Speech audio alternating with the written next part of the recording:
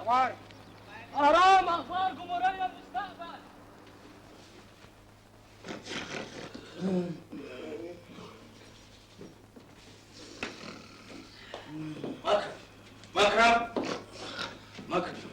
مكرم انا بصحى.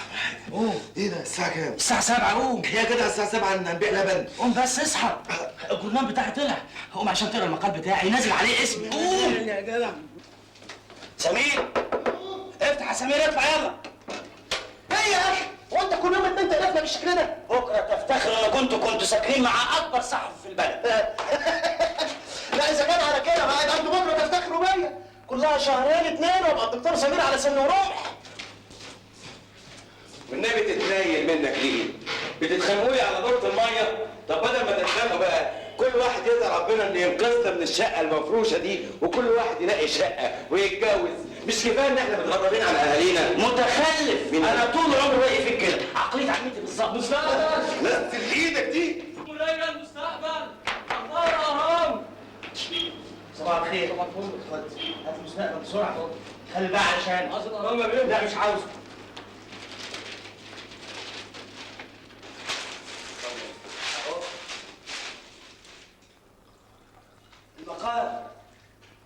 المقال فين؟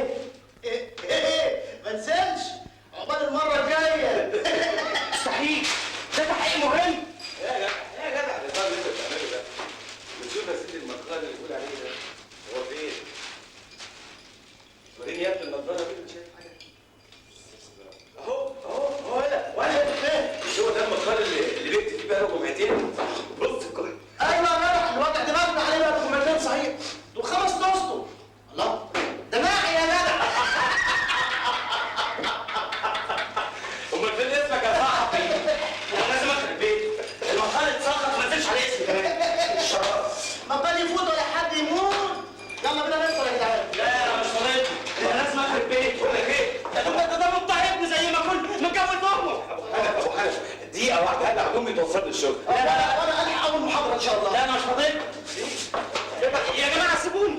خدوا تاكس. اتشعبطوا في الاتوبيس. انا هخرب بيت رئيس القسم ده. انا هخلي لهم الجورنال ده مش جورنال المستقبل، جورنال الماضي ان شاء الله. يا ابني حاسب يلا. شكر يا ابو حنف، ربنا يخليك لينا يا رب. بس بقول لك ايه، انا عايزك تهدي نفسك كده وتتكلم مع رئيس القسم بتاعكم بالهداوه بالهداوه يا حنف. مش يمكن الراجل بيعندك عشان بيحبك وعايزك تشوف لك شغلانه ثانيه غير الصحافه اللي انت عمرك ما هتفلح فيها دي. ما تشتغل سمكري سيارات، حلو قوي. ايه فيها ايه؟ انا غلطان اني وصلتك. يلا غور قول في ده. يلا انزل نزل ايدك عشان لا فقر. سلام يا ابو حنف.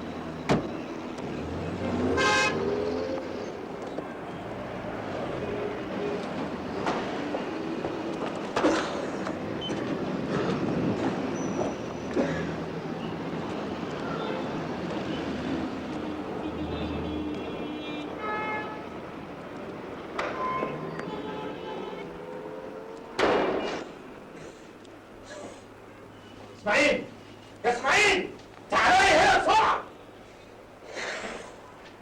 مين اللي فتح الخد؟ مش عارف ليه حضرتك اللي فتحت الاوضه. يمكن سالم بيه سابها مفتوحه. كل يا فوزي. سيبك من الكلام ده يا سلم، تعالى افطر بقى. البغبغانات بقى لها يومين ما بتاكلش، باين عليها عيانه، لازم تعرضيها على دكتور. طب يلا اتفضل.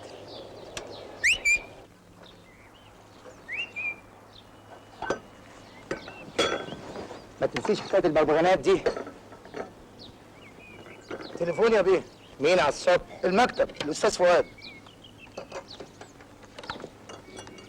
الو. ايوه فؤاد. تقول ايه؟ انت كلمت يا فؤاد؟ ازاي انا هسيب الخزنه مفتوحه؟ يبقى اكيد اتفتحت بفعل فاعل. انا هبلغ البوليس فورا. اوعى تبلغ البوليس يا حمار. ايوه، واوعى حد في الشركه يحس باي حاجه حصلت. وقول لاسماعيل ان انا اللي سبتها مفتوحه. ايوه يا بني ادم، نفذ اللي بقولك عليه. انا جاي لك حالا. في ايه يا سالم؟ مصيبه.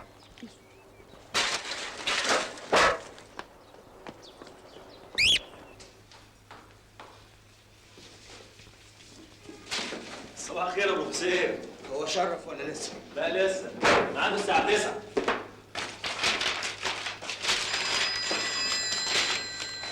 الو؟ تليفون علشان مش فاضي مش فاضي. اصل المقر راح فين؟ دي عمتك. قول لها مش فاضي، قول لها بعدين. بيقول لحضرتك هيطلبك بعدين يا فندم. بتقول لك دي عيانة. لا عيانه ولا حاجه، هي دايما اللي واهمه نفسها. الو، صباح الخير. انت يا واد، ازاي تسيبني مقطوعه على التليفون؟ دي اخر تربيتي فيك. المصران نور بينقح عليا يا محمود. مصران ايه يا عمتي؟ انت شايلاه من قبل ما تولد. الله يرحم ابويا قال. وانا مش عرفني، يمكن طلع تاني. مستحيل يا عمتي، كل بني ادم ليه مصران واحد، الطب بيقول كده. لا طبعا يا عمتي ما اقدرش اجيلك حلوان دلوقتي. امال انا ساكن جنب الجورنال ليه؟ الاستاذ فوزي وصل. حاضر حاضر يا عمتي، ان شاء الله. اهو. لا مش انت يا عمتي، هفوت عليكي بعد الظهر واجيب لك معايا دكتور. مع السلامه يا عمتي.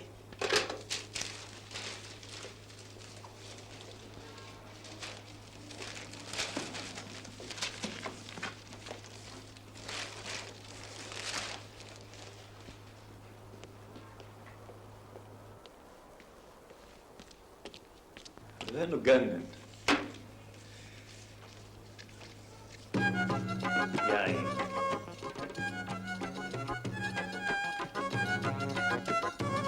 أنا عارف إنك زعلان وبعتذر لك مقدما يا سيدي. اتفضل اقعد. هو حضرتك كل مره تعتذر لي؟ خدت ايه انا بالاعتذار؟ بصراحه بقى انا دمي فايق. طب اقعد. أنا عندي حل لمشكلتك يا محمود. أنت صحفي دارس ومثقف وموهوب. لكن عيبك إنك عشت طول عمرك مستريح وعندك عربية. انا نشأت يتيم. عمتي هي اللي ربتني. العربيه اللي معايا دي بتاع جوز عمتي. الله يرحمه. ما علينا.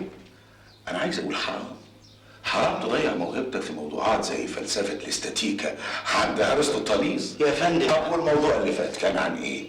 السوبر نطيقه وعلاقتها بالانتولوجيا الحديثه. دي موضوعات كلها جديده يا استاذ. انا رجعت لعشرات المراجع والانسيكلوبيديا بريتانيكا والامريكان انسيكلوبيديا علشان الاقي سطرين اكتبهم في المقاله دي. صح، لكن الموضوعات دي تهم مين؟ كم واحد من القراء يهمه يعرف السوبر بوليتيكا بتاعتك دي؟ السوبر نطيقه. يا سلام، ما تقولش السوبر كليوباترا يعني. يا ابني دور على موضوعات واقعيه تهم اكبر مجموعه من الناس، وانا مستعد انشرها لك بالبنط العريض وعلى عمودين 3 كمان. يعني ما فيش فايده؟ هنقول الحوار ده كل اسبوع؟ يا ابني الصحافه مهنه المتاعب، عايزه صبر وكفاح، وانت لسه في اول الطريق. بكره هتوصل، ما تقلقش. ها، هتشرب ايه؟ شربت الحقيقه المره. عن اذنك.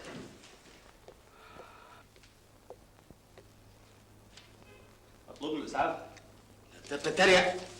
علشان تعب نفسك ومش عايز تعترف بالحقيقة. حقيقي ايه؟ اشمعنى انت ولا كلمه بتختصر بموضوعاتك؟ تعالى معايا وانا اعرفك على السر. اجي معاك فين؟ اعرفك على الدنيا، تختلط بالناس وتجرب الصياعة، تلقط لك موضوع واقعي. شكر حبيبي. انا لما احب اصيع هعرف اصيع لوحدي. انا خايف عليك تتوه، انت طول عمرك عايش في برج عاجي. بكره اثبت لكم اني احسن صحفي في الجورنال ده وفي البلد كلها كمان. اسماعيل. ايوه يا بيه. انا بكرر عليك تاني، مفيش داعي تجيب سيره باللي حصل. سالم بيه ساب الخزنه مفتوحه ونسي يقفلها. نسي ايه؟ نسي يقفلها يا فندم. فاهم. روح اعمل لي فنجان قهوه. حاضر. صباح الخير. اتفضل روح مكتبك، انا مش فاضيلك. صباح الخير يا فؤاد بيه، انا عايز اقابل سالم بيه. سالم بيه لسه ما جاش. عارف، هستناه. يا فندي على مكتبك، سالم بيه مش هيقابل حد النهارده. خير، عشان ايه؟ سالم بيه لو شاف وشك هيدخلك السجن. سجن ليه؟ انا عملت ايه؟ ورطت الفلوس اللي وقعت منك. هوردها منين؟ ما انت عارف المهية. هجيب منين 500 جنيه؟ هاتها من اي نصيبك، دي عهده ولازم تسددها. انا متاكد ان سالم بيه هيسامحني. صباح الخير يا سالم بيه. ابعد عني السعاده. قلت لك ده جاي متنرفز وابعد عنه. يا فؤاد فؤاد، ربنا يكون في عونه. ايه؟ راح كتير من الخزنه. ما راحش زاد فلوس. مش مشكله، يبقى اكيد ساعتك فتحت الخزنه ونسيت الفيلم. مش معقول حرام يفتح الخزنه وما ياخدش منها الفلوس. اللي راح اهم من الفلوس 100 مره.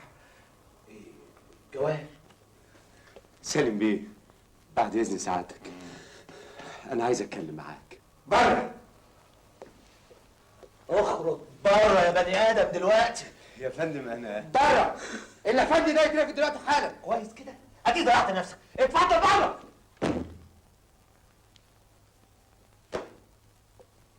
كارثه، مصيبه، الشركه كلها هتضيع. في ايه بس يا سالم بيه؟ الخزنه اتسرق منها ورق مهم قوي يا فؤاد. الكشف السري. الكشف بتاع الجماعه بتوعنا في الحكومه والقطاع العام ده. ايوه، والكارثه ان مكتوب قدام كل واحد فيهم المرتب اللي بياخده مننا. يعني الكشف ده لو وقع في ايد البوليس هتبقى فضيحه في البلد كلها. ولقيت كتير قوي هتضيع، واولهم رقبتنا.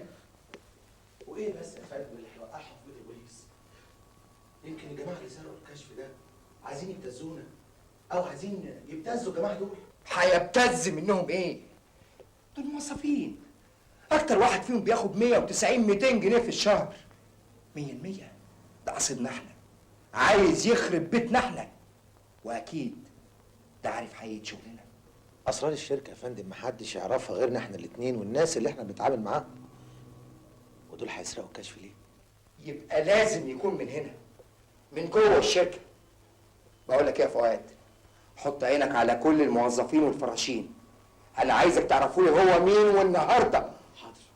حاضر يا سالم بيه، انا هراقبهم واحد واحد، مش مشكل. اسمع، الموضوع ده لازم يكون في السر. اوعى الخبر ده يتسرب بره، خصوصا اللي بتوع الجرايد، عشان دول عايزين جنازه ويشبعوا فيها لط.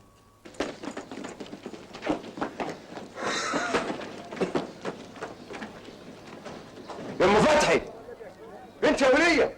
يا اختي هم شويه يا اللي قدام، يا اختي زقيها يا اللي قدام. الله، انا رجليا اتخشبت. يا ام فتحي، ما يلا يا اختي انت يا عليا. ايه ده شاكر؟ انت ايه اللي جابك بدري؟ انت لسه واقفه في الطابور؟ يا اخويا انا رجليا اتخشبت من كتر الوقفه، ما تيجي تقف بدالي. العيال زمانهم رجعوا من المدرسه.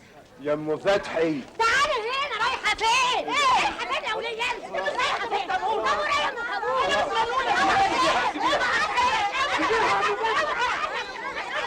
سيبيها يا ام فتحي، تعالي معايا. حاضر، قلت لك سيبيها سيبيها. روح انت، عايزه اجيب لكم حته لحم، البيت ناقصه صابون ورز. انا هجيب لكم كل حاجه. هتجيب منين؟ إيه؟ من السوبر ماركت.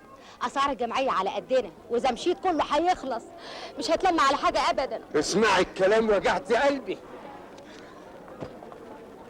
هذا اللي بتملى بيه مخه العيل يا راجل. ايه عاوز تخلص منهم عشان يفلقوني انا؟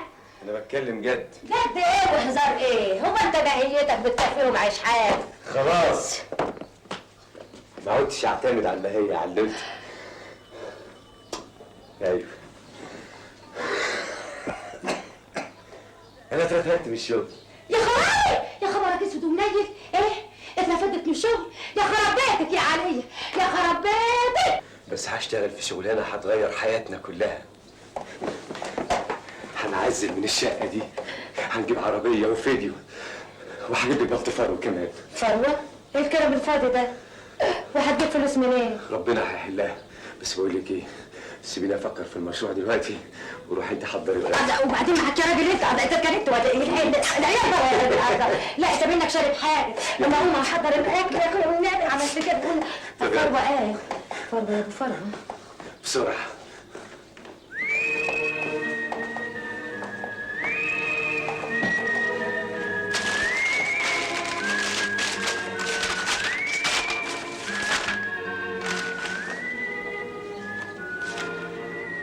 طيب يا سالم يا غمران،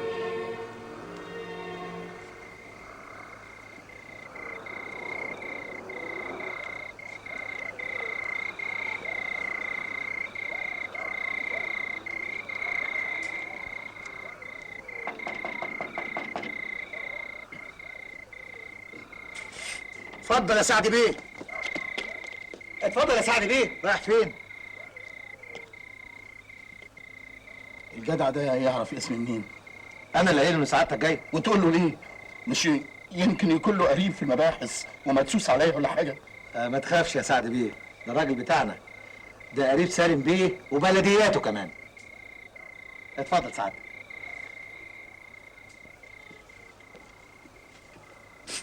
اهلا اهلا اهلا يا سعد بيه. الف مبروك على الترقيه. اهلا وسهلا. اهلا بيك. عقبال ما نبارك لك على الوزاره قريب ان شاء الله. لا لا لا لا لا، احنا كده احسن، خلينا في الظل عشان نقدر نمشي شغلكم من غير العين ما تبقى علينا. المهم ايه الاخبار؟ استاذ سالم، انا افضل ان احنا نتكلم في مكان مغلق، اصل ما حدش يضمن، يمكن حط لنا ميكروفون كده ولا كده، ولا كاميرا في نجفه، ولا في جهاز تكييف ولا حاجه. انا عندي اولاد عايز اربيهم. ماشي يا سعد بيه، اتفضل. اتفضل اتفضل. اتفضل. ايه الكلب ده؟ اوعى يكون كلب على هيئه ميكروفون ولا حاجه. اطمن يا سعد بيه، اتفضل. حاطط ميكروفون في بقه ولا حاجه؟ ايه الاخبار بقى يا سعد بيه؟ الحكومه ناويه ترفع سعر السجاير 10 صاغ في العلبه. القرار بيتدرس في السر، والوزير ان شاء الله هيمضيه قريب قوي. ايوه بس انا ما بشتغلش في السجاير. اشمعنى السجاير؟ ما انت بتشتغل في كل حاجه. اسحب المخزون، ولما السعر الجديد ينزل غرق السوق، هتطلع لك ب 300 400 500 الف جنيه على الاقل. اوكي، هدرس الموضوع. المهم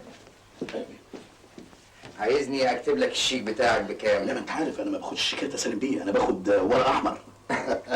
ماشي، الورق الاحمر يوصلك بكره الصبح. لا، في الحاله دي اكتب الشيك بقى عبال الورق الاحمر ما يجي. ظريف جدا. يا سعد بيه، لازم تعرف ان احنا ناس بنتعامل بكل امانه وشرف. بس في موضوع صغير كده عايزك تسالي عليه. ايه هو؟ الاسمنت يا سعد بيه، عايز اعرف انتاج القطاع العام السنه دي هيبقى قد ايه؟ انا هسالك على الاسمنت وعلى حديد المسلح كمان. ايوه، عشان قدامي صفقه ومش عايز حد ينافسني في السوق. ايه ده؟ الشيك اهو.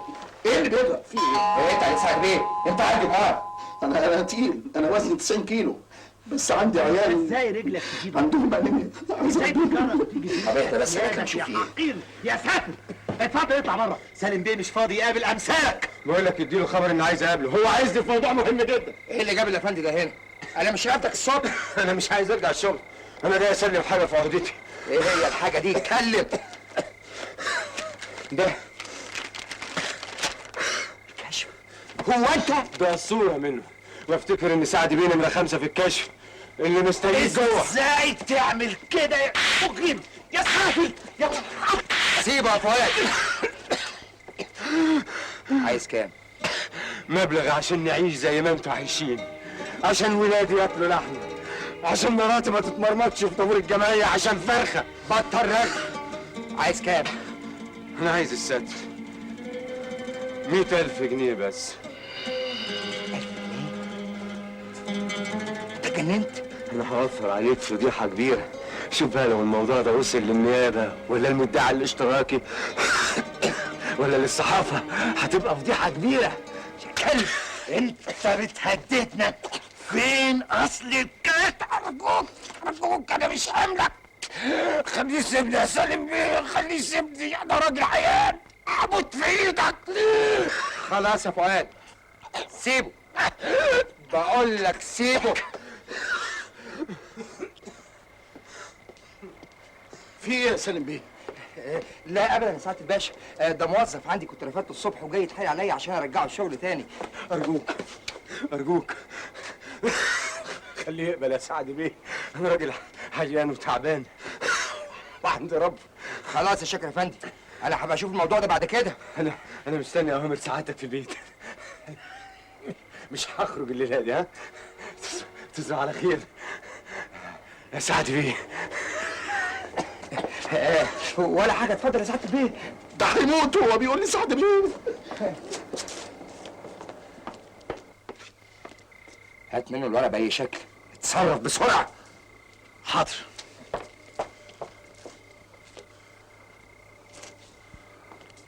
والواد ده كمان يعرف اسمي منين؟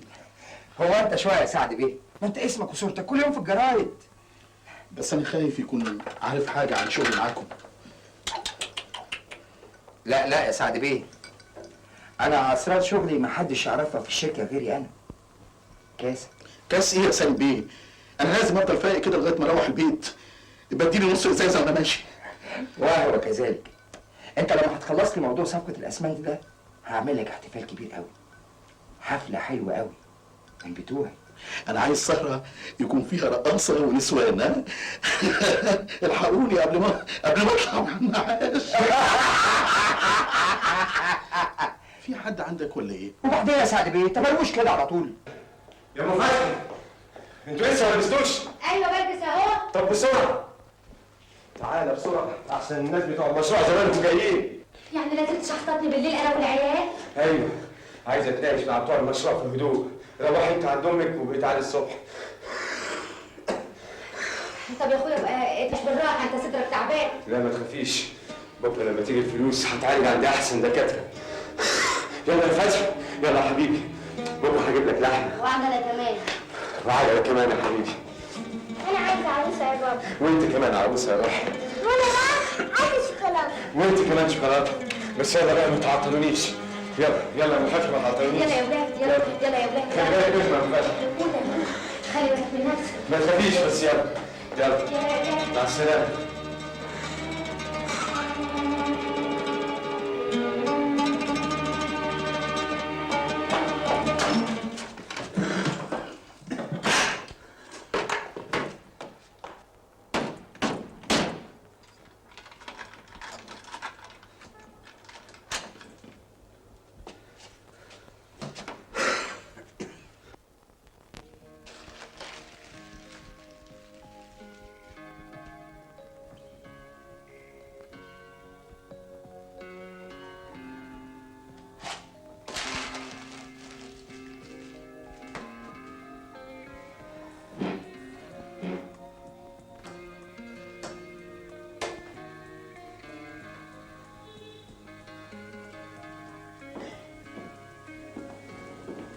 ايه الورق ده كله؟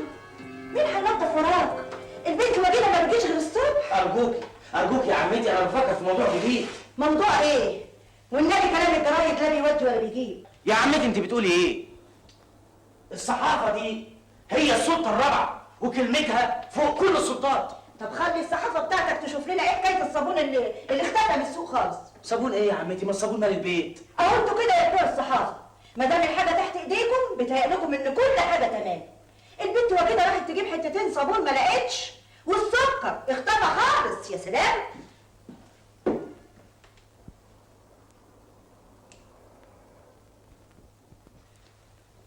انت بتفكري زي رئيس قسم التحقيقات بالظبط.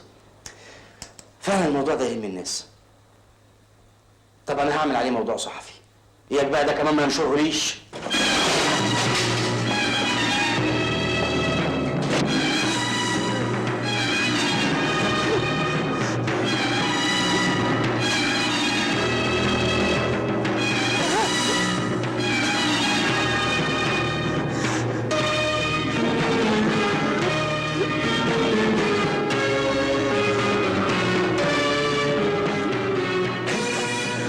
فين الورق؟ سيبني مش قادر اخد نفسي. فين الورق؟ انت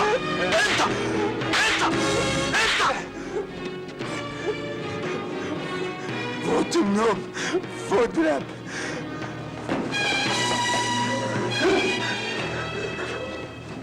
في حربك هموت. الدواء في البوفيه هسبب لكم مصيبه.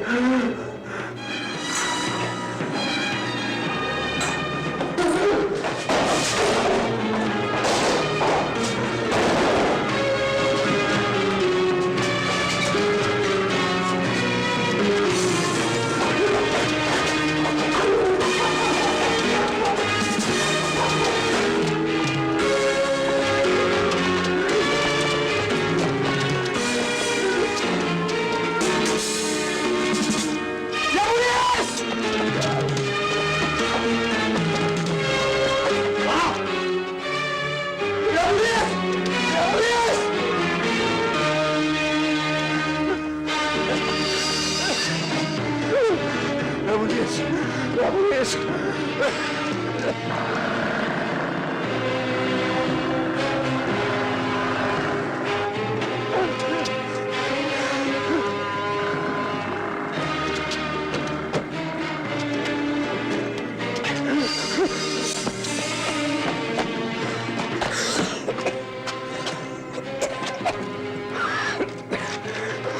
يا ولد الكلب.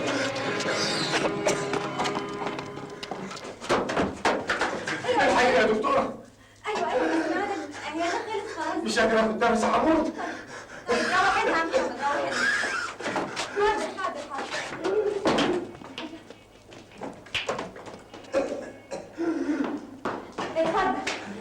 اتفضل اسمعي.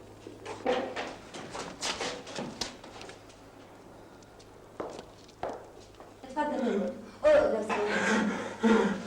انت ايه جاي بتجري ليه؟ انا غلطان. كان لازم اقابل البوليس. انتوا المجرمين. بعد اذنك يا دكتوره. لا معاد العيادة الكهف. يا دكتوره الجدع ده هربان مننا ولازم نسلمه للبوليس. صدقهمش يا دكتوره. ايوه دول كدابين كدابين.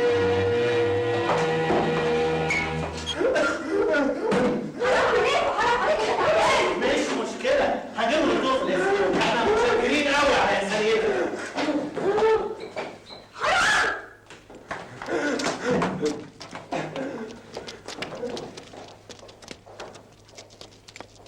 يا رب ايه البلاوي دي؟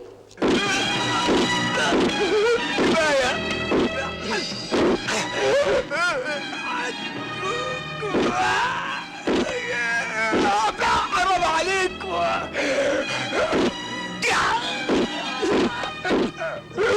كاشف فين انت؟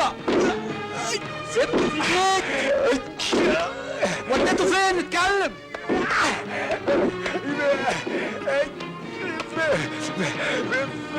في في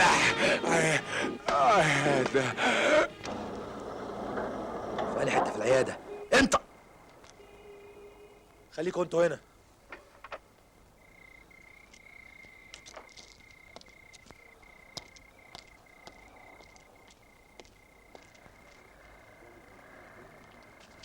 دكتوره من فضلك يا دكتوره. عايز ايه تاني؟ لا مؤاخذه يا دكتوره، في ورقه مهمه قوي وقعت عند سعادتك في العياده، لو سمحتي لي اطلع ادور عليها. ورقة ايه؟ انا مش فاضية، تعالى بابا. دكتوره اوعدك مش هاخد من وقتك اكتر من دقيقه واحده. فين المريض اللي كان معاك؟ خدوه على الاسم. انت عارف انه كان محتاج لعلاج؟ يا دكتوره ده ولد مجرم يستاهل كل اللي جراله، يستاهل الدفع. طب اتفضل، باين عليها ليلتنا مش فايتة. اتفضل. كفاية بقى، انت قلبت لي الأوضة.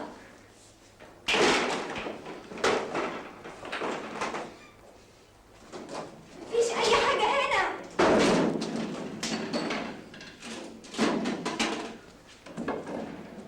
دي باين عليها ليلة مش فايتة. مفيش أي حاجة هنا وكفاية بقى. مش ممكن، ده قال ان الورق وقع منه هنا. وقع منك ولا منه؟ وبعدين انت ايه حكايتك بالظبط؟ خلاص يا دكتوره انا متشكر قوي. اتفضل مع السلامة. قرف ده، عيانين وبلاوي وقرف وعيادة اتطربقت. لقيت الورق؟ لا ما لقيتوش، فتشوه كويس. روقوه.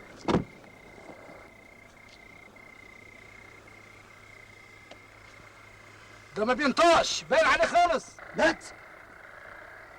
مش مشكلة. وبعدين ولا قبلين هنرميه في أي حتة، بس خدوا منه أي حاجة تدل على شخصيته.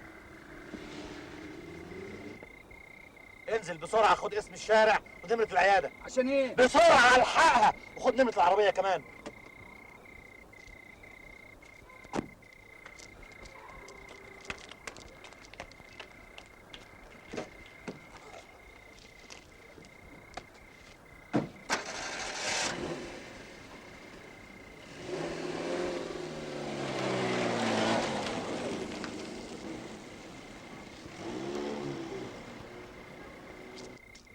اركب بسرعة، لازم تلحقها قبل ما تبلغ البوليس.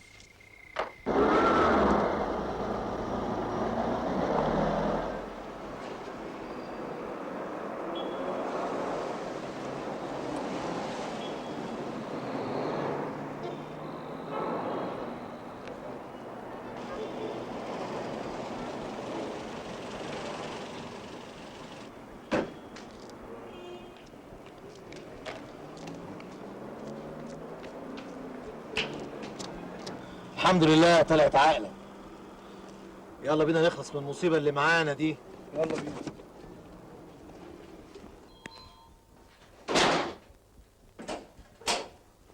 اهلا يا عايده. ازيك يا سوسن؟ ازيك عامله ايه؟ تعبانه هلكانه. ايه اخبارك؟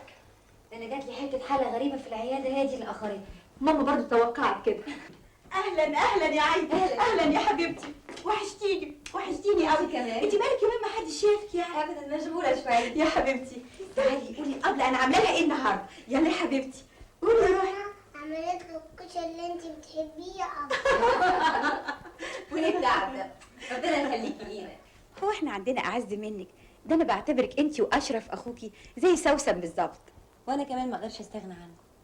انتوا اهلي هنا من ايام ما كنت انا وسوسن زمايل في الكليه. ربنا يقويكوا يا حبيبتي. اهي سوسن لسه راجعه من المستشفى. اما اروح احضر لكم العشاء. على اذنك. اعملي حسابك مش هاكل غير كشري بس. قولي لي بقى اخبار الحب ايه؟ جات له سكتة قلبية. الدكتور طارق بطل يتصل بيا. ده تخيبه، يبقى قلبه عايز صدمه كهربائيه. ايوه الكتريك شوك. نديها له جامده شويه. يعني ما جبتش الكشف وشاكر مات؟ عمره خلص لحد كده. انا هعمل له ايه؟ كويس انه مات، ده كان هيفضل مهددنا طول عمرنا. ما احنا هنفضل متهددين يا غبي.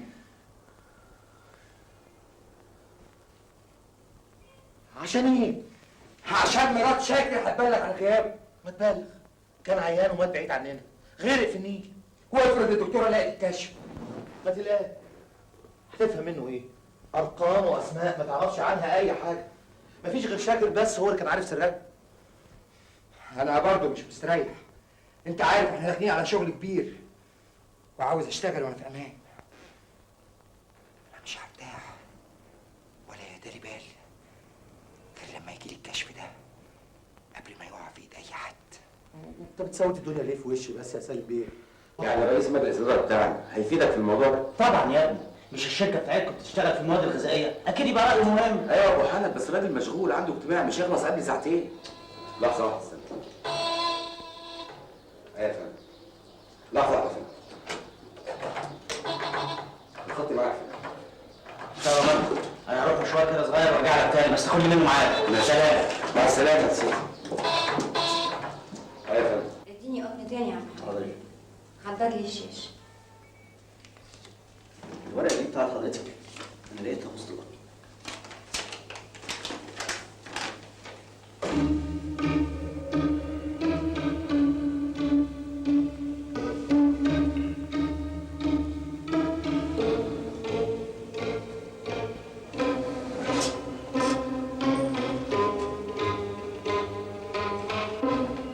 اتفضل يا ابني.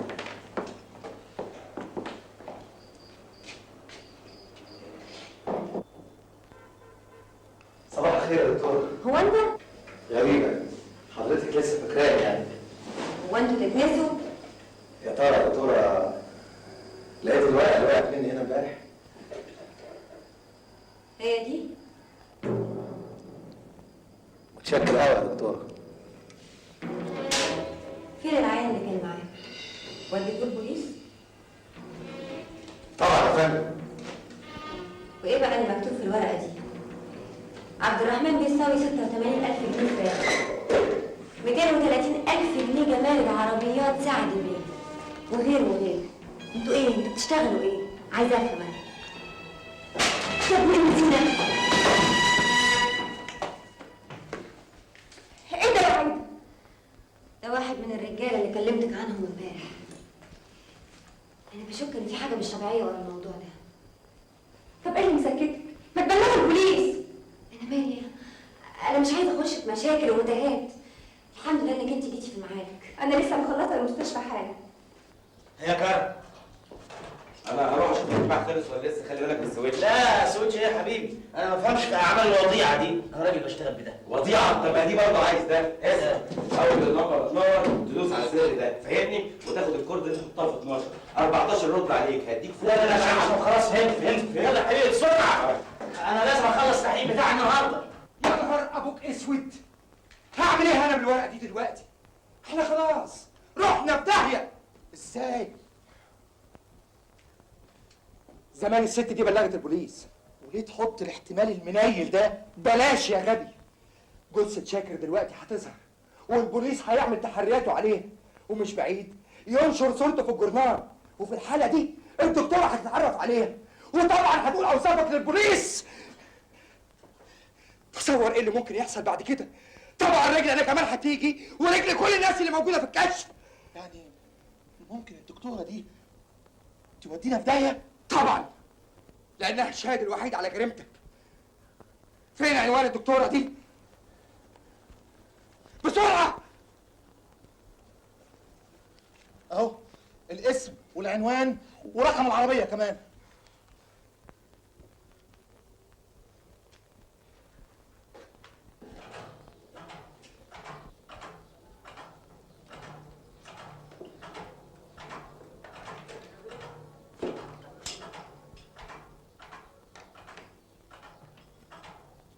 الو حسين، بقول لك ايه يا حسين، انا عايزك في خدمه.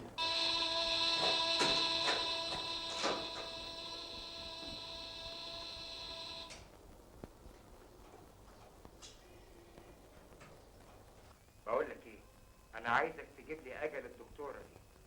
هات ورقه وقلم واكتب البيانات دي.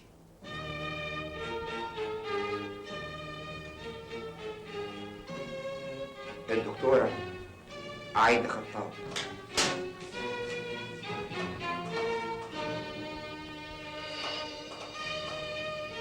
خلاص؟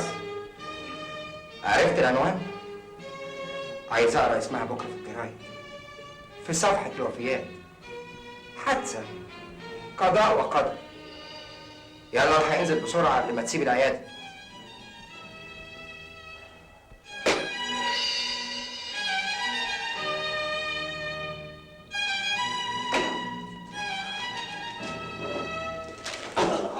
خبطة صحفية ما حصلتش.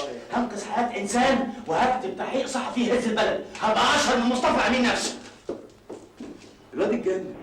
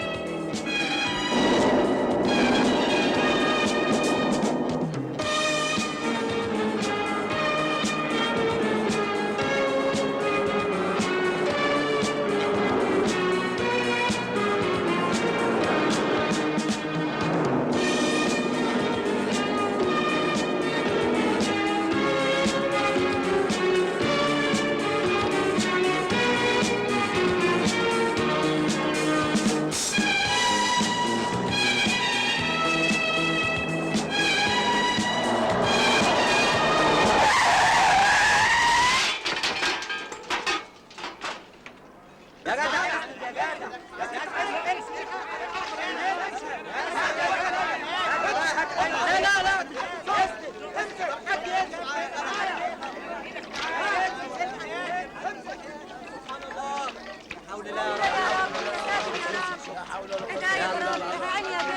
ينزل معاهم يا اخوانا.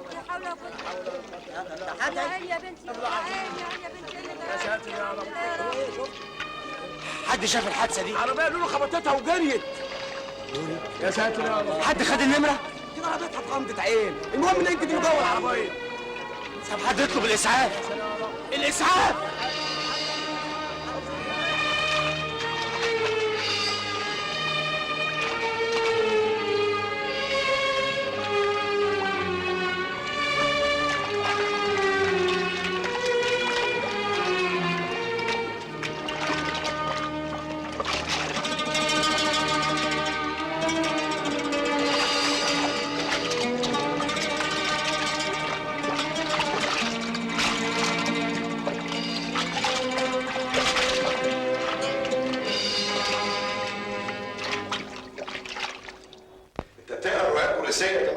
علشان ايه يا فندم؟ اصل انا قريت حاجه زي كده في روايه لاجاثا كريستي. يا فندم الموضوع ده حقيقي. حضرتك عارف اللخبطه اللي بتحصل في التليفونات اليومين دول. انا سمعت الحوار ده بودني في التليفون وشفت الحادثه بعيني. يعني مفيش اي فبركه في التحقيق ده؟ اطلاقا يا فندم، العربيه لسه واقعه في النيل. حضرتك ممكن تبعت اي حد يصورها. خلاص بس كده التحقيق يبقى ناقص. طيب الدكتور اتقتلت ليه؟ ومين اللي قتلها؟ انا مشيت قبل البوليس ما يوصل، زمانهم دلوقتي هناك بيحققوا في الموضوع. خلاص انا هبعت واحد من قسم الحوادث يتابع التحقيق. وما تابعوش انا ليه يا فندم؟ انا مش صحفي زي زمايلي ومتخرج من قسم الصحافه كمان. يا فندم ده انا ما صدقت الاقي موضوع حضرتك توافق عليه. طب يلا شد حيلك وانا هنشره لك في الصفحه الاولى. وعليه اسمي؟ وعليه اسمك. روح تابع التحقيق. اتفضل يا فندم. متعلقات الغريبه.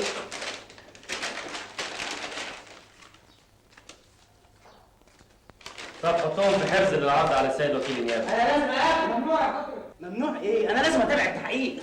مساء الخير يا فندم. انا محمود حسين، محرر بجريده المستقبل. يبقى عدي بعدين. احنا لسه في التحقيق. يا فندم انا عندي معلومات مهمه جدا تفيد التحقيق. انا كنت عارف ان الدكتوره عايده هتتقتل. ايه؟ عايده مين؟ اللي صدمتها العربيه اللوري. دي ما اسمهاش عايده. دي اسمها سوسن شرف. مش ممكن. مش العربيه اللي غرقت نمرتها 46516 ملاك القاهره؟ مظبوط. رخصة اسم الدكتورة عايدة خطاب فهمي، لكن اللي كانت راكبة العربية الدكتورة سوسن شرف. بس أنا متأكد يا فندم اللي كانت مقصودة بالقتل هي الدكتورة عايدة. طب اتفضلوا انتوا دلوقتي. تمام يا فندم. أنت جبت المعلومات دي منين؟ سمعتها في التليفون. الخطوط دخلت في بعضيها وسمعت واحد بيقول للتاني أنا عاوزك تجيب لي أجل الدكتورة عايدة. إيه؟ أنت متأكد من الكلام ده؟ طبعا. والتحقيق هيثبت لحضرتك كده. بعد إذنك. تعالى هنا. أنت رايح فين؟ رايح للدكتورة عايدة بيتها. أشوف إيه حكايتها. وليه قلت العربية كانت الدكتورة سوسن؟ أنت هتعرف عنوان الدكتورة عايدة؟ أيوه طلعت من دليل التليفونات. طب تسمح تدولي؟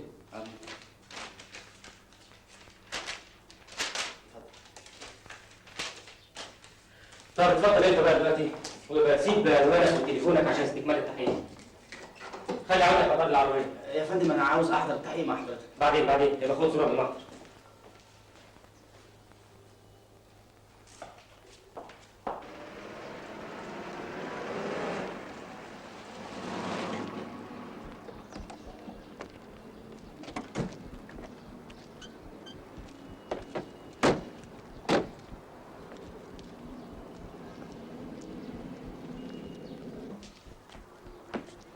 فين شقة الدكتورة عايدة خطاب؟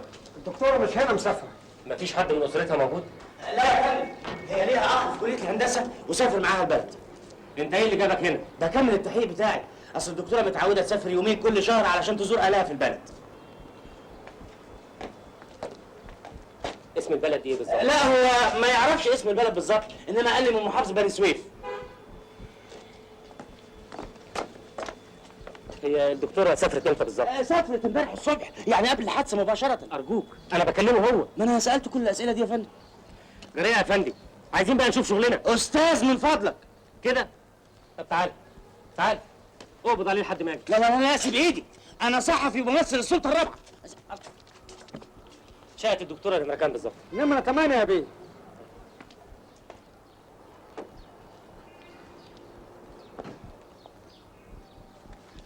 انت ازاي يا استاذ تقبض عليا؟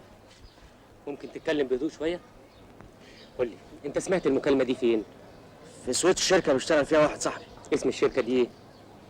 لا ما اقدرش اقول لك. يعني ايه ما تقدرش؟ لازم تتكلم. انا نفسي ما كتبتش اسم الشركه في التحقيق بتاعي. عشان ايه؟ لازم احافظ على مصدر المعلومات بتاعي. نفرض ان المكالمه دي جت من الشركه، اسبب احراج لصاحبي ليه؟ اصلك لازم تقول لي كل حاجه لمصلحه التحقيق.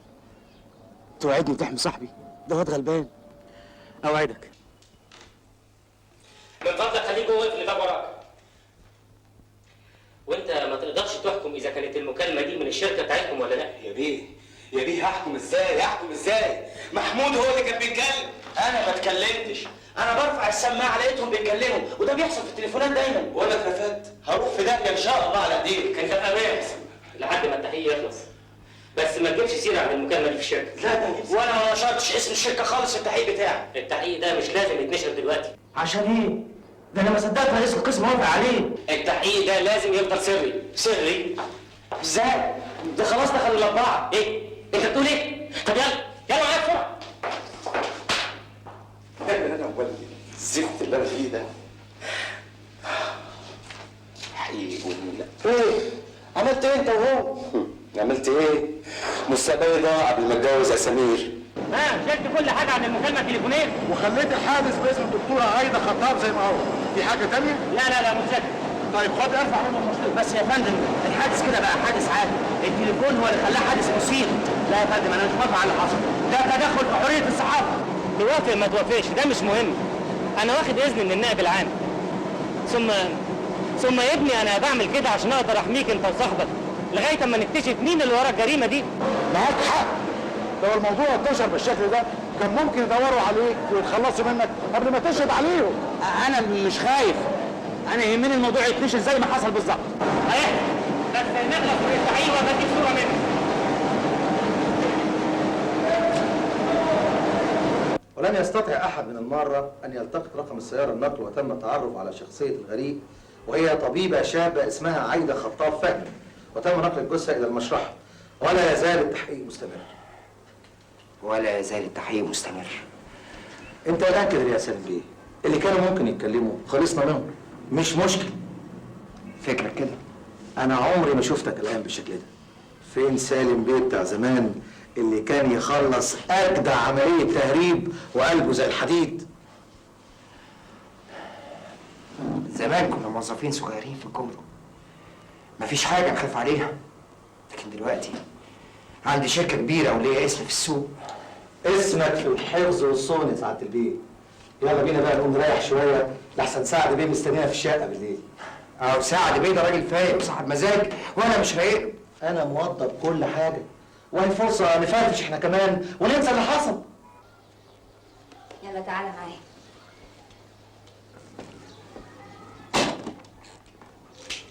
خد يا ستي عبد. متشكر يا كريمة العم. لا خلي يا سعدون. هو كل مرة ده اللي ملوش خير في اهله ملوش خير في حد. شكرا يا دكتورة.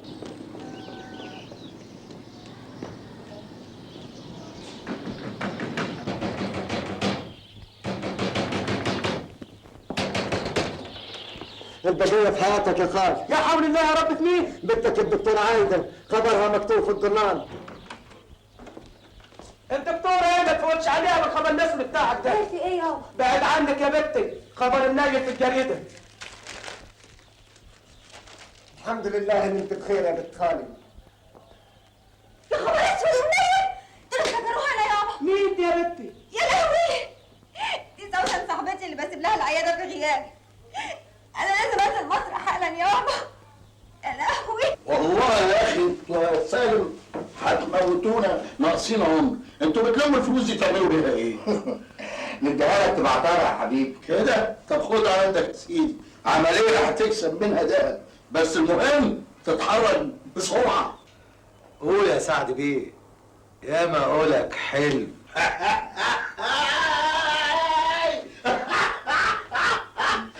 أكبر مصنع مكرونة في البلد هتوقف عن الإنتاج.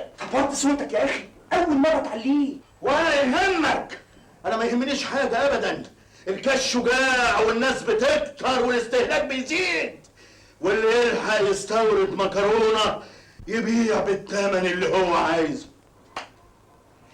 طب افرض يا حلو المصنع اشتغل قبل ما نستورد احنا المكرونه. البعثه اللي هتسافر عشان تجيب قطع غيار للمصنع الورق بتاعها تحت ايدي، وليك عليا الوزير ما يمضيهوش قبل ما تعمل اجراءات الاستيراد بتاعتك. سعدون، انت متاكد من الكلام ده؟ اصحى، انت نسيت الروتين ولا ايه؟ البعثه دي عشان تسافر عاوزه 100 امضاء و100 اجراء و100 اعتماد و100 ميزانيه ومحدش يقدر يخالف الروتين. انت عاوزت ندخل السجن ولا ايه؟ الشر بره وبعيد يا اخي. الا قول لي يا سعد بيه، اكتب لك الشيك المره دي بكام؟ اكتب لي على العروسه الاول. هي فين؟ شوشو! واحد وصلتها وامتزجتها في علامة استفهام حائرة تقول وتسأل عن مصدر العقرب.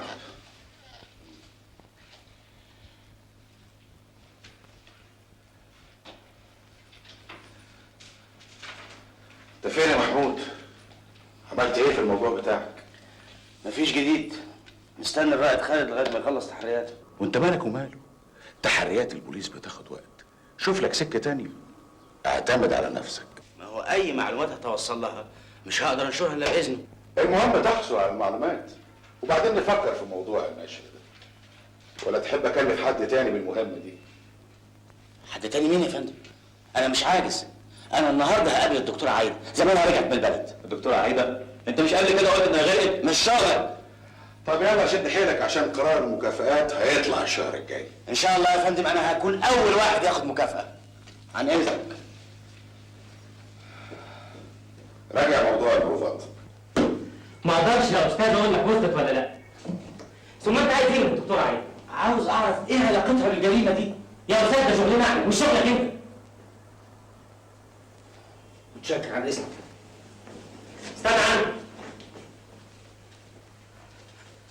رايح فين دلوقتي؟ ماشي مروح. اعمل حسابك، اي معلومات تحصل عليها عن الجريمه دي لازم تعرضها عليا قبل النشر، والا هعتبرك مسؤول عن تعطيل التحقيق، ودي بقى جريمه يعاقب عليها القانون. حاضر. وتبعد خالص عن كل اماكن واطراف الجريمه. لا تعتبرني شريك معاهم مش كده؟ انا مش بهزر يا استاذ. لو حد اشتبه انك على علم بالجريمه وانك على اتصال بيا هتعرض حياتك للخطر، وهتخلي المجرمين ياخدوا بالهم. فهمت؟ فهمت. عن اذنك.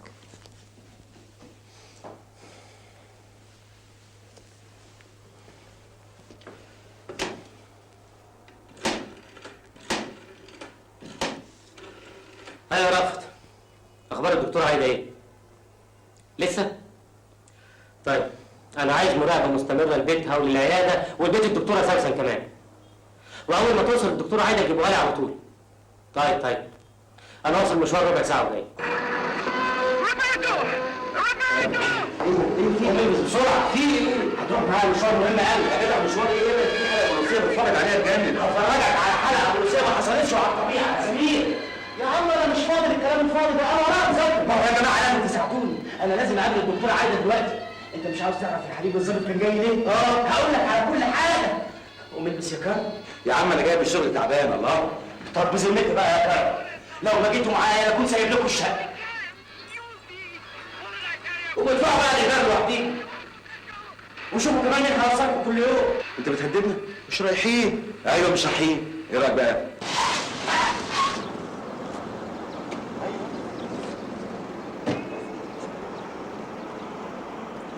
اوان عارف هتودينا في داهيه النهارده. خليك انت هنا دلوقتي. تعال. ايه؟ اول ما توصل بيبقى لي على المنظر دي تيجي هسرقك هناك.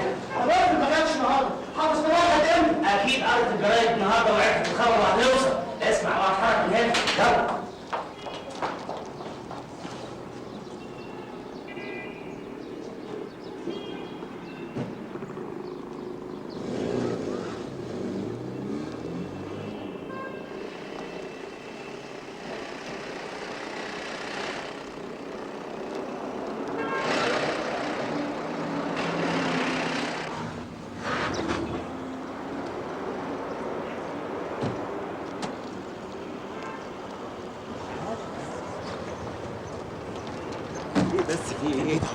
هي ساكنه في الدور الثالث، شقه نمره 8. شقه كام؟ نمره 8. طب بقول لك ايه، انا هفضل ملطوع كده قدام الباب. انت تلزق البواب، هو اللي هيدلك عليها. اول ما تيجي تاخد تاكسي وتجينا على الدكتوره سوسن. يلا. طب بقول لك ايه، انا قلبي مش مطمن. يا راجل عيب عليك، انت راجل كبير وكبار، خش. لا المعلومات الغلط دي.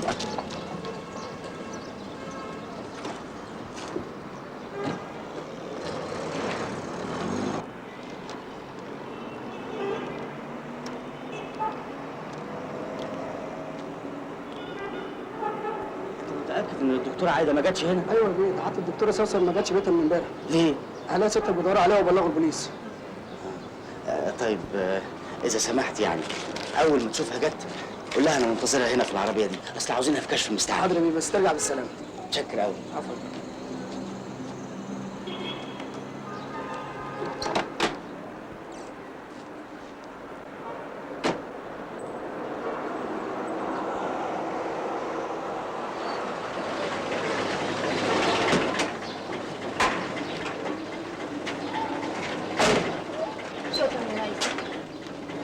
دكتورة علي.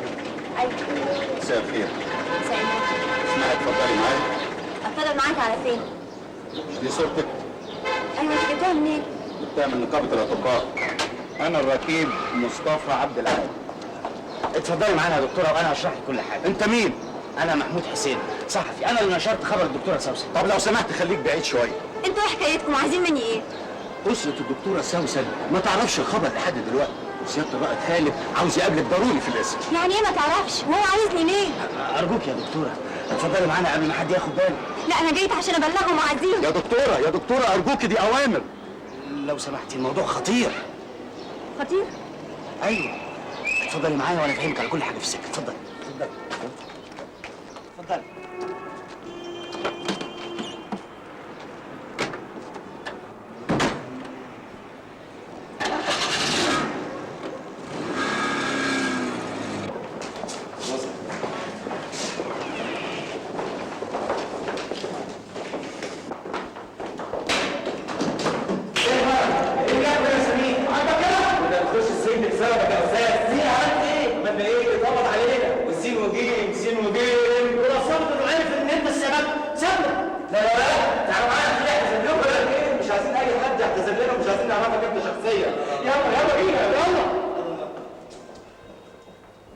أرجوك تفهميني يا دكتورة.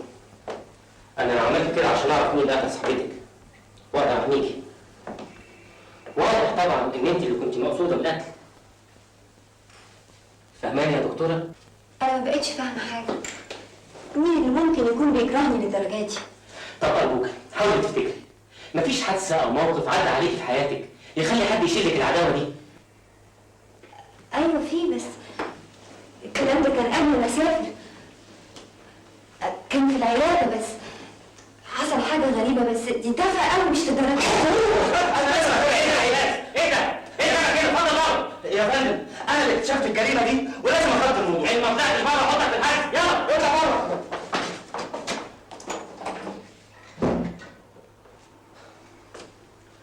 ها يا دكتورة، كنت بتقولي إيه؟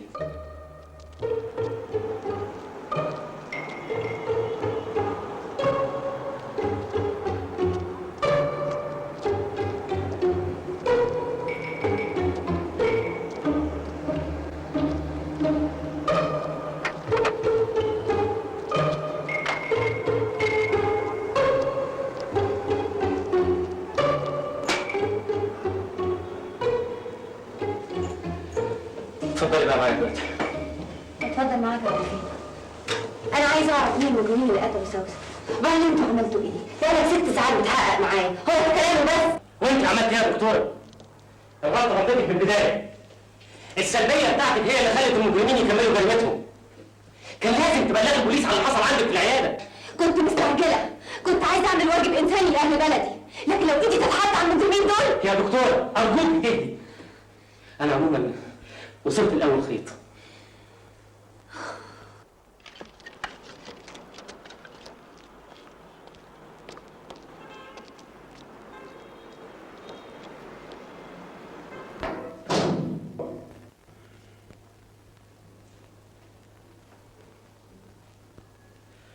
يعني ما سألكيش عن أي حاجة غير الورق اللي خطفوا منك؟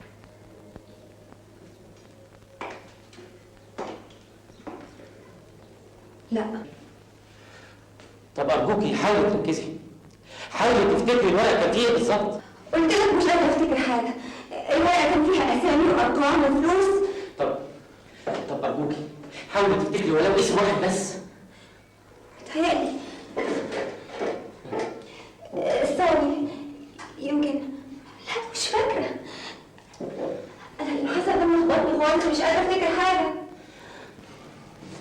اكيد الاسامي دي وراها سر خطير، عشان كده حاولوا تخلصوا منك لما تخيلوا انك اكتشفتي سرهم. يعني هيكون ايه السر ده؟ سر ايه؟ استنى عليك.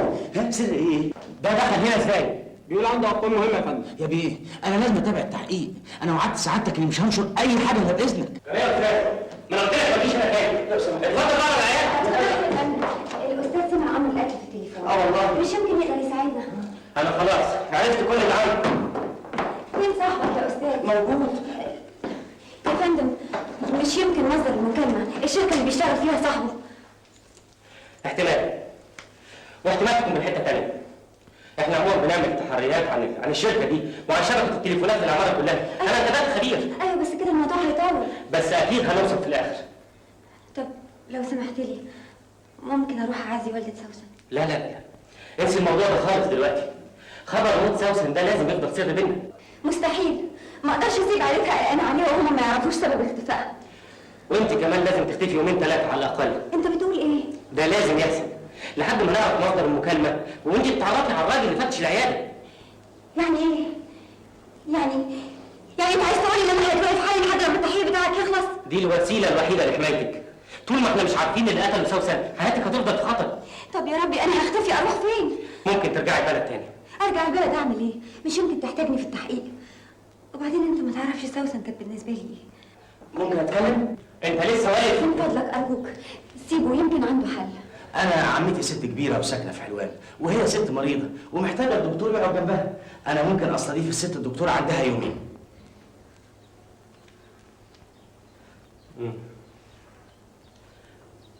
ده حل كويس، انا موافق عليه. موافق على ايه؟ انت عايز تحدد اقامتي؟ ارجوك يا دكتوره تقبلي الحل ده اذا كان حياتك تهمك. انا حياتي ما تهمنيش، انا عايز اوصل للمجرمين اللي قتلوا سوسن. خلاص يبقى لازم تساعدينا.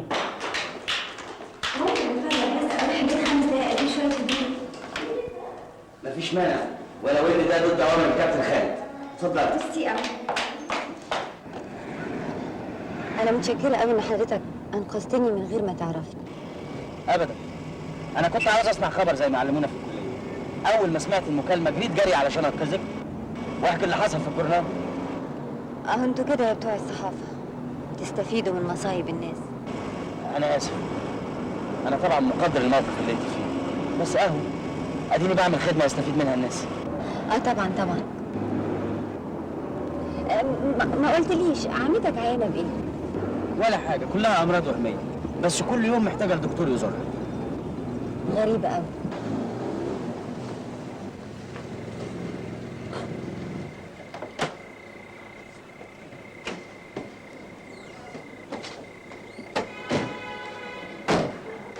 اتفضلي يا دكتوره، انا متاكد ان عمتي هترحب بيكي جدا. اتفضلي. ميرسي قوي. اتفضلي.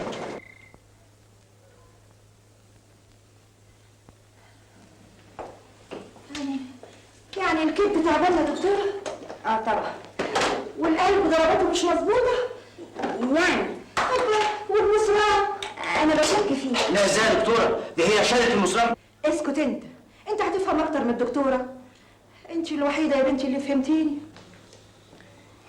سايكولوجيكال كيس. انت بتقولي له ايه؟ ابدا، انا بقول له انا هكتب لك كميه ادويه. ادويه كمان يا دكتوره؟ طبعا، ولازم تاخدها بانتظام. دي فيتامينات واسبرين. نعم. بقول لحضرتك انه الادويه دي مفيش اي ضرر منها ولازم تاخدها على طول. تسلم ايديكي يا بنتي. الله يسلمك. كنت بتجيب لي دكاتره يعلم بيهم ربنا وفاكرني بتدلع. انت تبشري علاجي يا بنتي، انا استريحت لك. انا تحت امرك يا طنط.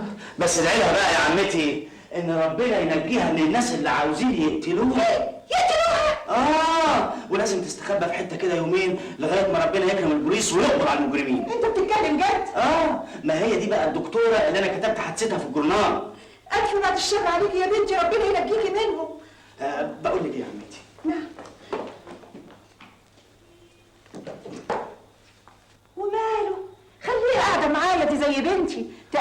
تشرفني. يا فندم انا ممكن اروح اي بنسيون في حلوان؟ وبنسيون ليه يا بنتي؟ البيت واسع وانت زي بنتي قاعده معايا، ده انا قاعده لوحدي. ميرسي قوي طبعا، ميرسي. وانت خش اوضتك واقفل الباب عليك. لا انا النهارده بالذات بقى هقعد اسجل اللي حصل حرف حرف.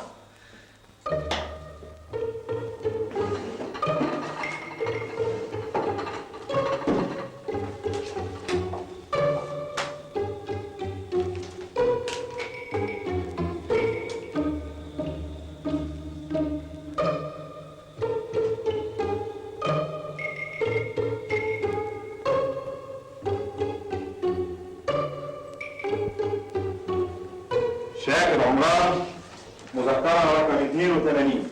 ايوه سعاده البيه، عملتوا ايه في البلاغ بتاعي؟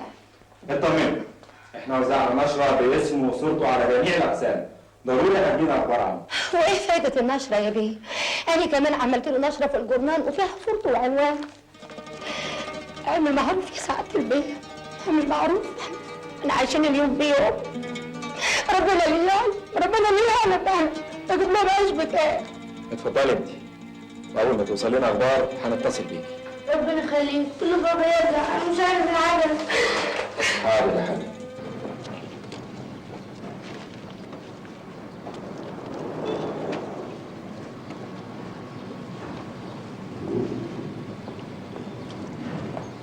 قدامك قد ايه عشان تخزن البضاعة دي؟ 4 ساعات يا بيه. 4 ساعات كتير قوي، عايزك تدخل البضاعة دي جوه المخازن بأسرع وقت ممكن، انت عارف دي عربيات قطاع عام، فاهم؟ فاهم يا بيه.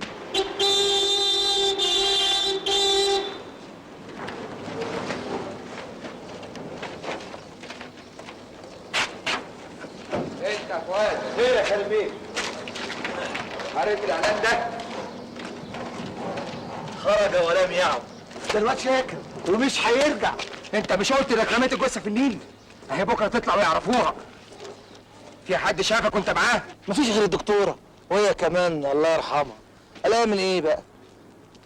اسمع، انا ما عنديش استعداد اهد اللي بنيته في 10 سنين. تهد ايه؟ ده احنا نهد الدنيا على دماغ اللي واقف قصادنا. ده احنا حلوين قوي. شفت البضاعه الجديده؟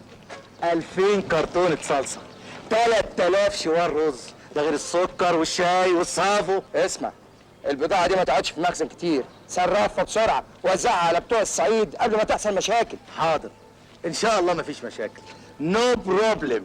هادي اللي انت فالح فيه.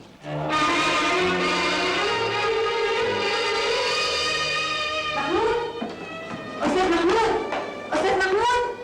محمود بيلبس، عايزة حاجة يا دكتور. من فضلك ممكن استعمل التليفون؟ اتفضلي يا حبيبتي في الصالون. محمود.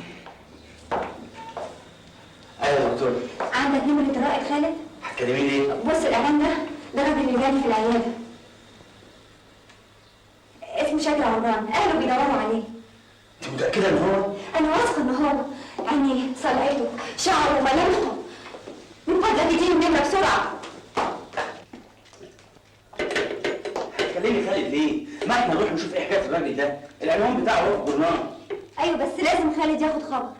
انت مش عاوزه تعرفي اللي قتلوا صاحبتك. خالد هيعقدها واجراءات واسئله وتصريحات، وكمان بيمنعني من حضور التحقيق. لا لازم نديله خبر برضه. انا ما اعرفش نمرته. يلا بينا، يلا بسرعه نلحق. رايحين فين؟ الدكتورة ما شربتش القهوة يا محمود. نسأل البنت دي، تعالي يا حبيبتي. بيت عمك شاكر فين يا شاطر؟ عمي شاكر بنته ايه؟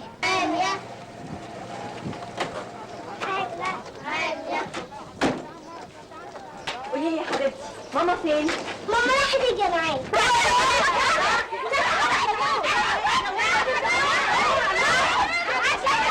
اكلم مين؟ سيبوني اشوف الفراخ. ايه يا احمد رخرة ايه بتزوري يا ولاد؟ يا ست احنا عندنا اخبار عن جوزك. تعالوا ماله شاكر؟ شفتوه؟ دلونا عليه، جرى له ايه؟ قولي لي يا اختي، قولوا لي. يا ستي احنا بنحقق في الموضوع. انا صحفي. يعني ما شفتوش؟ ما شفتوش؟ تعالي بس، ارجوكي تعالي نتكلم كلمتين على جنب. تتكلم في ايه؟ تتكلم في ايه؟ الفرخ هتخلص، سيبني انت وهي، اوعى يا اختي انت. روحوا فين؟ معرفش. لا دول كانوا بيتكلموا عن واحد شافوا صورته في الجورنال، باين اهله بيدوروا عليه. في جريدة الأخبار.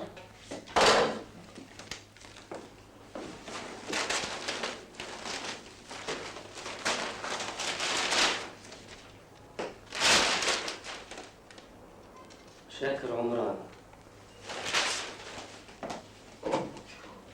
يا فتحي شاطر جاب جاب امتى؟ النهارده الصبح يا فندم. طب خليهم يحضروا لي العربيه.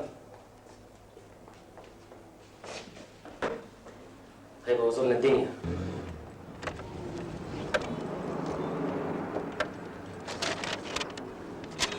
انا سمعت المكالمه هنا. مكرم بيشتغل في الدور الاولاني وشركة شاكر في الدور الثامن. يبقى احنا وصلنا وقطعا الناس اللي كانوا بيطردوهم هنا. يا دكتوره. رايحه فين يا دكتوره؟ ارجوك تعالي نبلغ رائد خالد. اشمعنى افتكرت الرائد خالد دلوقتي؟ انا عايزه اعرف مين اللي قتل سوسن. اذا كنت خايف خليك انت. انا مش خايف. طب يلا حد معاك. يلا. طيب مين قال لك تديهم عنوان الشركه؟ اعمل ايه يا سعاده البيه؟ ما هم قالوا لي هنجيب لك اخبار عن شاكر. اخبار ايه؟ هو حد خالص يعرف اخبار عنه دلوقتي؟ يا بيه حصل ايه يا بيه؟ شاكر جرى له ايه يا بيه؟ بابا فين يا عم؟ ما جايبوش ليه؟ الخدمه يا فندم.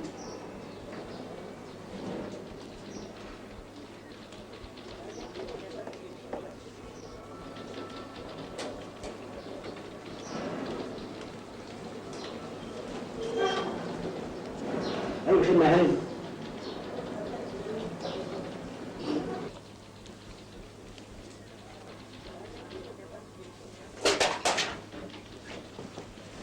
حضرتك عايزه مين؟ هي عارفه عاوزه مين كويس. اتفضل شوف شغلك. اتفضل. حاضر.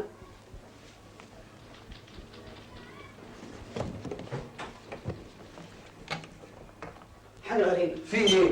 في واحده ست ومعاها واحد عماله تتهجم على المكاتب. كل ما اقول عايزه ايه ما تردش.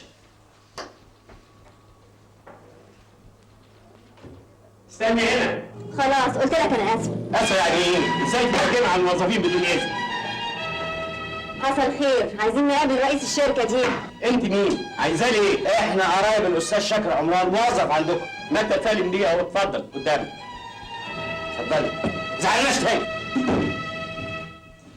اوعى تجيب سيره ان انا هنا ولا تنطق اسمي. عشان ايه يا بيه؟ مش شغلك. اهلا وسهلا. اتفضل.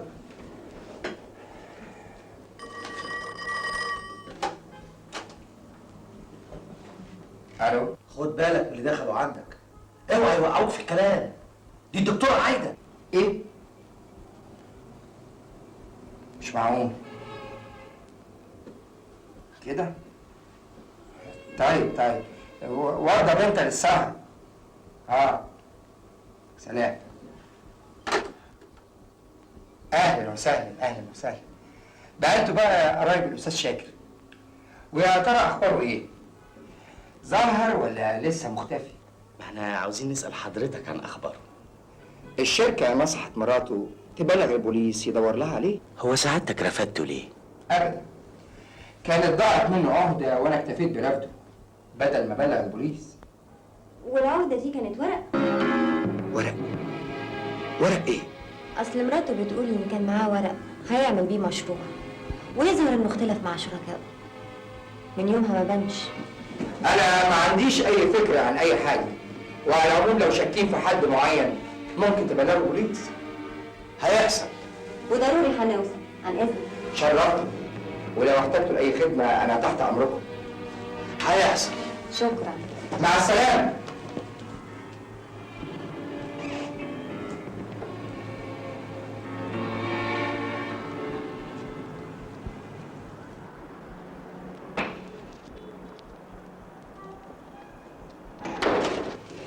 انت السبب في المصايب دي كلها. انا ذنبي ايه؟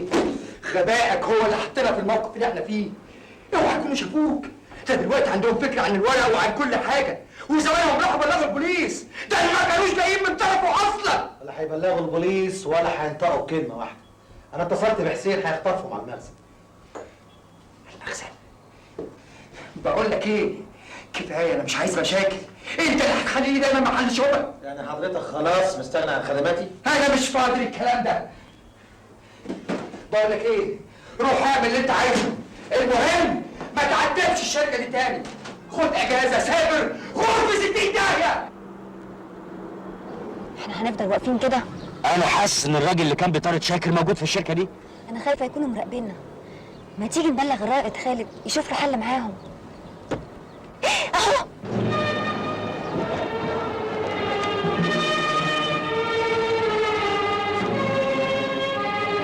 متاكده؟ طبعا متاكده. انتوا لسه واقفين؟ الجماعه مستنظرينك. طب اطلع انا هطلع معاكم.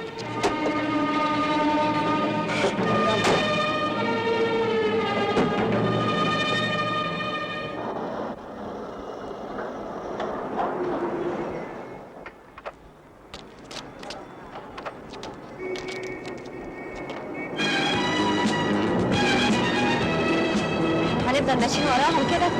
ايوه، مش يمكن عاوز يهرب. انا لازم اعرف بيختفي فين. يا فندم ده كل اللي اعرفه. ده مجرد موظف مرفوض من عندي. ده شلانه ايه في اللي بيجاوله في حياته؟ طب هو كان على خلاف مع حد من موظفين الشركه؟ في الحقيقه ما اعرفش. لكن موظفين الشركه قدام سعادتك، حقق معاهم زي ما انت عايز. الدكتوره عايده شافتهم كلهم؟ دي عملت اخر ازعاج في الشركه يا فندم. دخلت كل المكاتب وشافت كل الموظفين. طيب متشكر. العفو يا فندم، اي خدمه. اتفضل. الافرنسيه يا اسماعيل. مع السلامه يا سعاده البيت.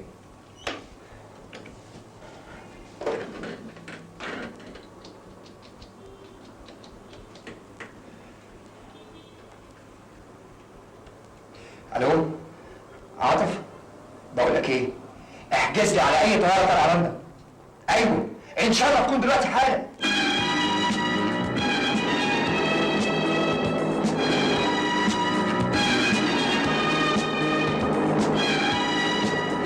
اسرع على قد ما تقدر.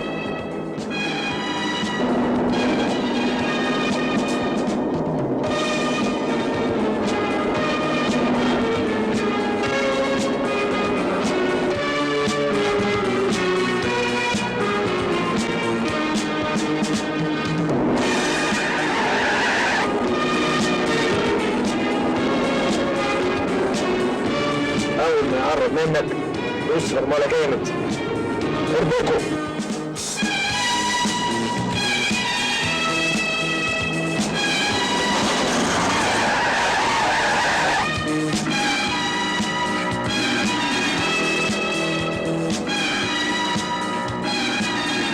اطلع.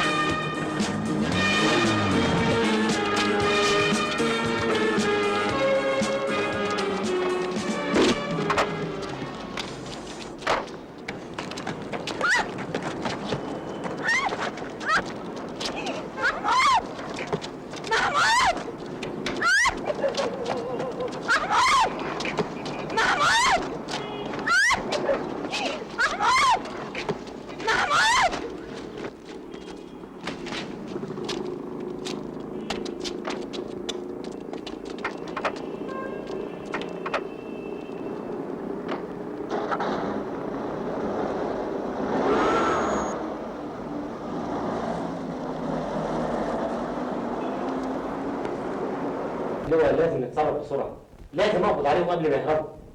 هنقبض على مين ولا مين بس؟ النيابة مش هترضى تديني إذن بالقبض على سالم أو أي حد من الموظفين بدون دليل اتهام.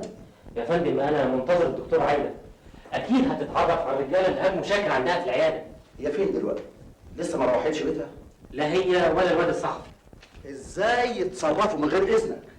انت كان المفروض تحط حراسه على البيت. يا فندم انا فوجئت بتصرفاتهم، كنت متخيل انهم ناس مثقفين لازم يستعينوا بالبوليس في كل خطوه بيعملوها. هي دي المشكله في البلد دلوقتي، كل واحد يشوف غلط او انحراف عاوز يحاربه بطريقته. لو كان شاكر بلغ البوليس بالناس اللي بيطاردوه كنا حميناه. لو كانت الدكتوره بلغت باللي حصل في عيادتها ما كانش صاحبتها ماتت. والصحفي والدكتوره ايه اللي حصل لهم دلوقتي؟ اتصل بعمته تاني في التليفون.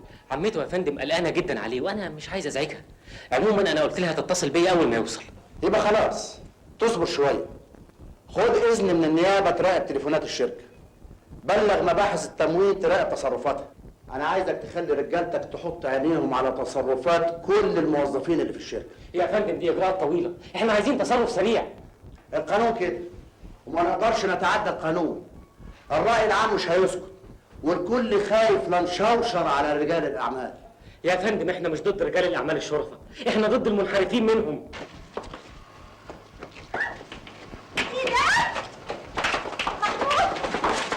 هتندموا على اللي بتعملوه ده. انا صاحبي طز بطل لمانه.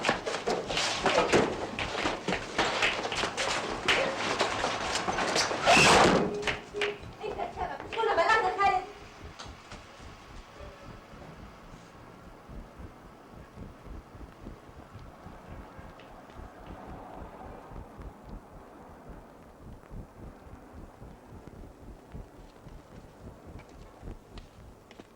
يا ولاد الكلب، كل دي صلصة وصابون وصابو. ورز ودقيق وحاجات ياما. قالوا ايه؟ مرات شاكر الغلبان تقف في طابور الجمعيه علشان تجيب حاجه لاولادها. اكيد بيتاجروا في كل الحاجات دي في السوق السوداء، واكيد الورق اللي كان مع شاكر اكيد كان يكشف سرهم. طب ما احنا كمان كشفنا سرهم. يعني مش ندمانه؟ لا مش ندمانة، بس يا ترى ايه النهاية؟ هيعملوا فينا ايه؟ انا نفسي اخرج واكتب عن كل ده، اما انا كنت حمار بشكل.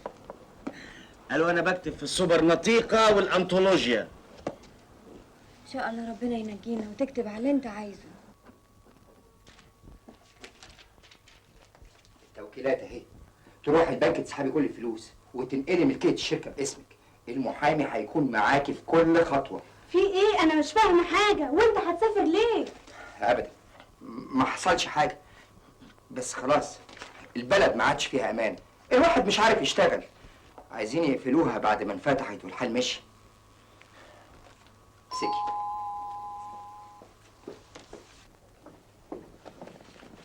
استاذ فؤاد يا سالم بيه. طب روح انت. صباح الخير. كله تمام. اسمع يا فؤاد، انا كلمت العملاء بتوع الصعيد، العربيات بتاعتهم هتوصل الليله على الصبح. عايز المخزن على البلاط. ايه؟ هتشطب؟ ايوه، وده تنازل تقبض بيه ثمن البضاعه.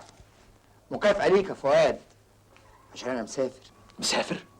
مسافر ازاي؟ افرض جد في الامور شيء. اغرق لوحدي؟ ايه اللهجه اللي بتتكلم بيها دي؟ ما دي اللهجه اللي بنتكلم بيها طول عمرنا. ولا انت نسيت ايام الفقر؟ ما تبقاش غبي. البضاعه دي ثمنها نص مليون جنيه. هتعوز ايه تاني؟ انا خايف من بنت الدكتوره والواد الصحفي دول لما يخلونيش اتهنى على مليم واحد. انت مش حبستهم في المخزن؟ خلاص اتصرف معاهم زي طريقتك المهببه.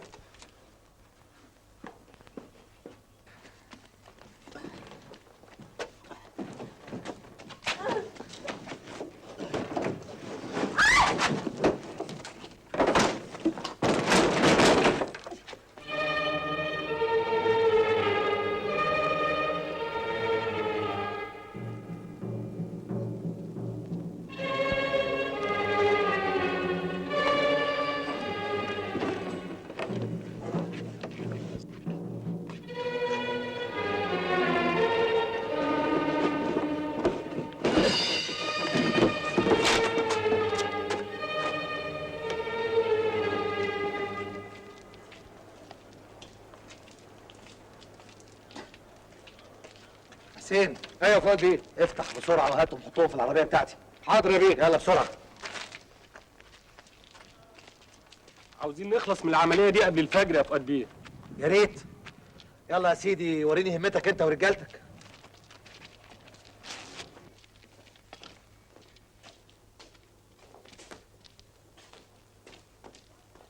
يا فؤاد بيه، في ايه؟ مش لاقيهم. يعني ايه؟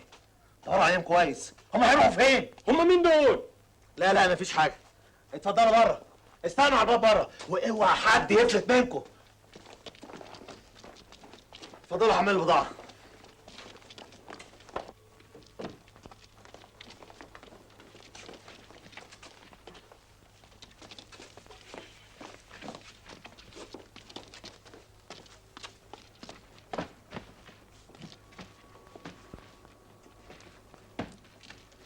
لقيتوه؟ ابدا. خشوا دوروا عليه جوه، اعلموا المقصد.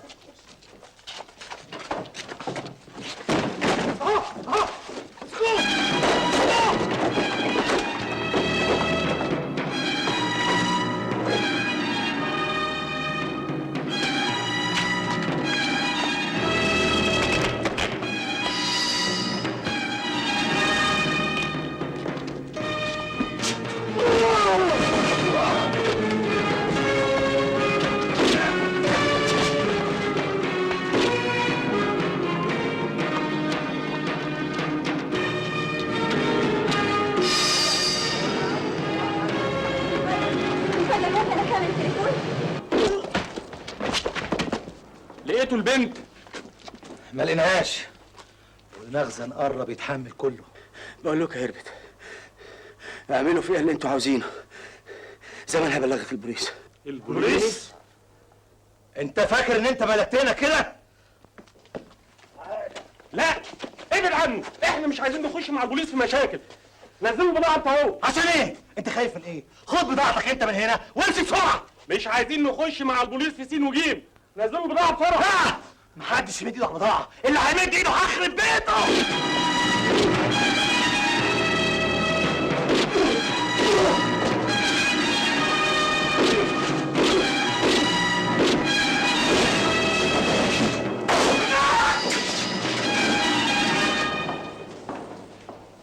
صباح الخير يا فندم.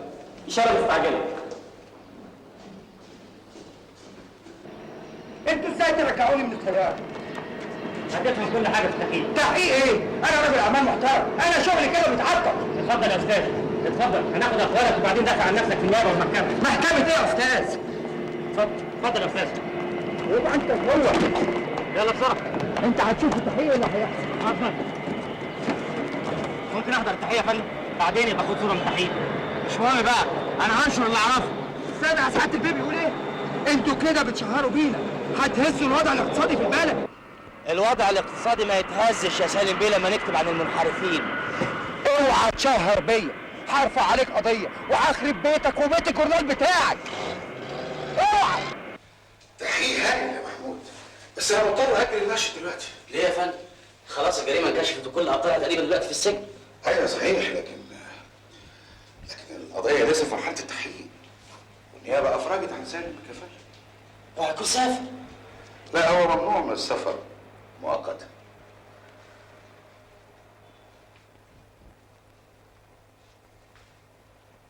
يعني مجهودي كله ضاع. لا ابدا مجهودك ما ضاعش. كفايه انك عرفت السكه، بعد كده هتكتب تحقيقات خطيره. حضرتك مين؟ انا الدكتوره عايده. بعد اذنك لو سمحت، انا جايه عايزه انشر نعية صديقتي المرحومه الدكتوره سوسن شرف. تحت امرك. الباقي في حياتك. في حياتك الباقيه. شكرا.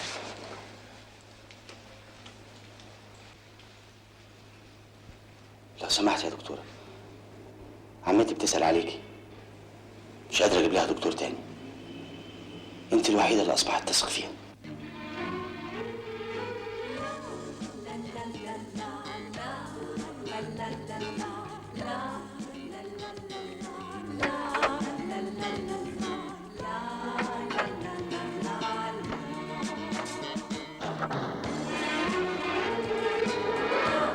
da da da da da da da